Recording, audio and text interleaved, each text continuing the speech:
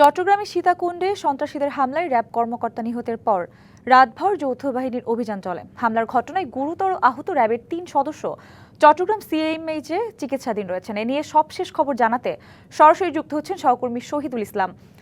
শহীদ, রাতভর অভিযান ও সেখানকার সর্বশেষ পরিস্থিতির পাশাপাশি সন্ত্রাসী হামলায় গুরুতর আহত র্যাবের ৩ সদস্যের অবস্থা কি তাও জানাবেন। এই মুহূর্তে আছে চট্টগ্রাম মেডিকেল হাসপাতালে, যেখানে আসলে যে গতকাল যে জঙ্গল সলিমপুর এলাকায় যে নিহত হয়েছেন র্যাব 7-এর উপসহকারী পরিচালক আব্দুল মোতালেব, তার লাশটি এখানে আনার কথা রয়েছে। তবে এখন পর্যন্ত চট্টগ্রাম মেডিকেল হাসপাতালে তার লাশটি এখনও পর্যন্ত তারা নিয়ে আসে নাই। তবে যে কোনো মুহূর্তে নিয়ে আসবে বলে আমাদের আইন শৃঙ্খলা বাহিনীর সদস্যদের পক্ষ থেকে জানানো হয়েছে। এখানে যে জঙ্গল সলিমপুর এলাকায় যে হামলা, র্যাবের উপর যে হামলা চালানো হয়েছে, তাদের র্যাবের যে আরও 3 জন যে সদস্য আহত হয়েছেন, তাদের আসলে যে চট্টগ্রামের যে সিএমএইচ হাসপাতাল রয়েছে তাদেরকে সেখানে চিকিৎসা দেওয়া হচ্ছে।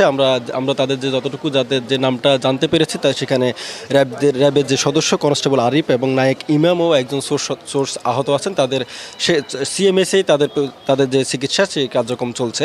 এবং আমরা এখানে যে আইন শৃঙ্খলা বাহিনীর সদস্যরা রয়েছেন, তাদের সঙ্গে আমরা সকালেই কথা বলেছি এবং তারা আমাদের যেটা জানিয়েছেন যে জঙ্গল সলিমপুরের যে এলাকায় যে হামলা হয়েছে এবং সেই হামলায় তারা মূলত র্যাবের যে 16 জনের যে সদস্য, তারা 2টো মাইক্রোবাস করে সেখানে যায় এবং তাদের যে একটা অস্ত্রধারী যে সন্ত্রাসী রয়েছে, সেই সন্ত্রাসীকে তাদের গ্রেপ্তারের জন্য মূলত তারা সেখানে যায় এবং তারা ওইখানে যে এলাকাবাসী রয়েছে, তারা মাইকে ঘোষণা দিয়ে মূলত র্যাব সদস্যদের উপর হামলা চালায়। আমরা যতটুকু জানতে পেরেছি, র্যাবের যে সদস্য আব্দুল মোতালেব রয়েছেন, তাকে যেভাবে তার থেকে প্রথমে যে সরকারি যে অস্ত্রটা রয়েছে, তার অস্ত্রটা ছিনিয়ে নেয় এবং এরপরে সন্ত্রাসীরা তাকে সেই সরকারি অস্ত্র দিয়ে তার পায়ে গুলি করে। এরপরেই আব্দুল মোতালেব মাটিতে লুটিয়ে পড়েন এবং তার উপর আরও যারা সন্ত্রাসী রয়েছেন তারা হামলা করে। এক পর্যায়ে তারা এবং যে আরও র্যাবের যে আরও সোর্স সহ যে আরও 3 সদস্য রয়েছেন, তাদেরকে তারা জিম্মি করে ফেলে। এরপর র্যাবের আরেকটি অভিযানিক দল তারা সেখানে অভিযান চালায় এবং অভিযান চালিয়ে যে আহত যারা ছিল গুরুতর,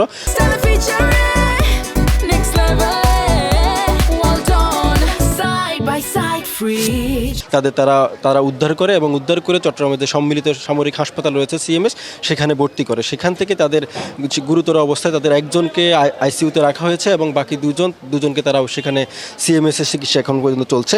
এছাড়াও আমরা জানি যে র্যাবের যে জঙ্গল সলিমপুর এলাকা রয়েছে, সেই এলাকায় র্যাবের একাধিকবার বিভিন্ন যে নির্বাহী ম্যাজিস্ট্রেট এবং র্যাব পুলিশের উপর, আইন শৃঙ্খলা বাহিনীর উপর হামলার ঘটনা ঘটেছে। আমরা সেটা জানতে পেরেছি। এবং এছাড়াও যে র্যাব সদস্য যে এই ঘটনায় যে রাতভর যে সেখানে জঙ্গল সলিমপুর এলাকা রয়েছে, সেখানে র্যাবের যে বিভিন্ন চেকপোস্ট বসিয়েছে র্যাব, পুলিশ এবং সেনাবাহিনীর সদস্যরা সেখানে মোতায়েন রয়েছেন। এবং আমরা যতটুকু জানতে পেরেছি যে জঙ্গল সলিমপুরে পুরো রাতেই যে জঙ্গল সলিমপুর থেকে যাতে কোনো সন্ত্রাসী এবং যাতে কোনো সন্ত্রাসী সেখান থেকে বের না হতে পারেন, সেখানে জঙ্গল সলিমপুরে যে বিভিন্ন এরিয়া রয়েছে সেখানে গুরুত্বপূর্ণ চেকপোস্ট বসিয়েছেন এবং চেকপোস্ট বসিয়ে সেখানে পুলিশ, র্যাব এবং সেনাবাহিনীর সদস্যরা সেখানে চেক করছেন।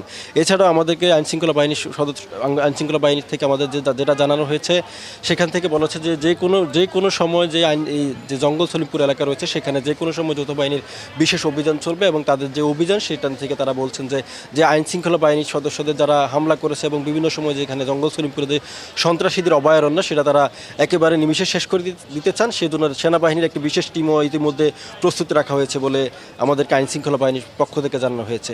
এই ছিল চট্টগ্রাম থেকে আমার কাছে সবশেষ। শহীদ, ধন্যবাদ আপনাকে।